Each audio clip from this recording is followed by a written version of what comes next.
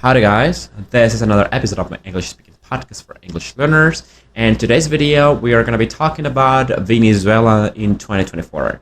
First off, if you really want to learn how to speak English, do not hesitate and get in touch with me. I will be glad to give you all the information about my courses. Alright, so without further ado, let's get started. In today's video, we are going to talk about Venezuela's situation in 2024 out of the political opinion. Many people think that Venezuela is the same since 2017, but actually it's not. It's way too different. For example, one of the things that I have realized is that nowadays there are many entrepreneurs. It's really cool because I really thought there were not going to be entrepreneurs since 2017, since that age was really difficult for many people.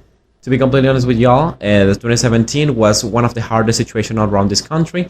Matter of fact, right now there are plenty of businesses or private businesses that are set around the whole Venezuela. And as far as I'm concerned, these are really good businesses because at the end of the day, these are people who decided to invest in this country and they saw profit at the end of the day.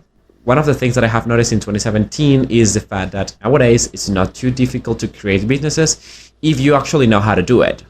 And trust me, if I had known this information before, I would have done it super earlier. It's quite interesting because I never thought it was going to be so easy to create a business here, even though I have the business registered in the United States. There are a plethora of businesses here. However, one of the most common businesses are restaurants and junk food.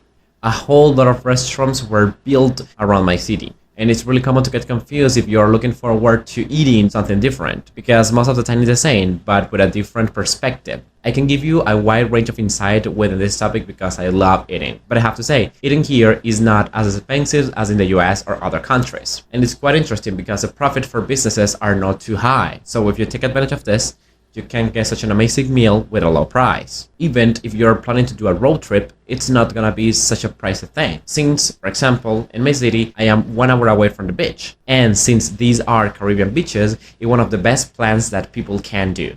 On the other hand, we have several advantages as well. For example, in some other fields, we are kind of blocked.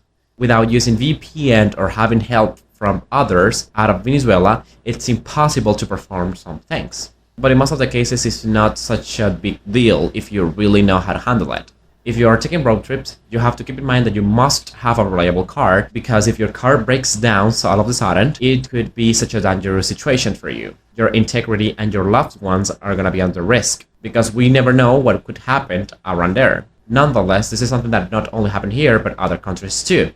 And in most of the cases, it's not too difficult to find cool people. However, in some other occasions, they can be a pain in the neck. Lack of education is everywhere, since not too many parents care about that. For example, the other day, I was looking forward to parking my car, and there were a bunch of sophomores over there, and they didn't even care I was parking my car, and they were just there, stand up, waiting for nothing. I honked, but they didn't even care about that, so I had to go. In some occasions, this could be disrespectful and overwhelming, but no matter what you do, in most of the cases, it's better not to discuss, not to argue, and just go away.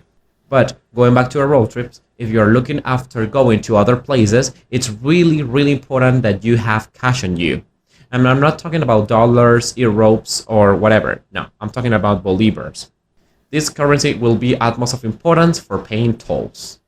And tolls are not too expensive, but since they are not too expensive, in some other occasions, roads could be destroyed. So you must be careful about this.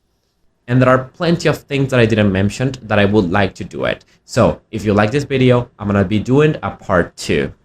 Alright guys, this was all for today's video. I really hope you liked it. Comment below what topic you want me to talk about, and remember, do not hesitate to ask me for information about my private courses. I'm gonna be super glad of giving it to you. See you around.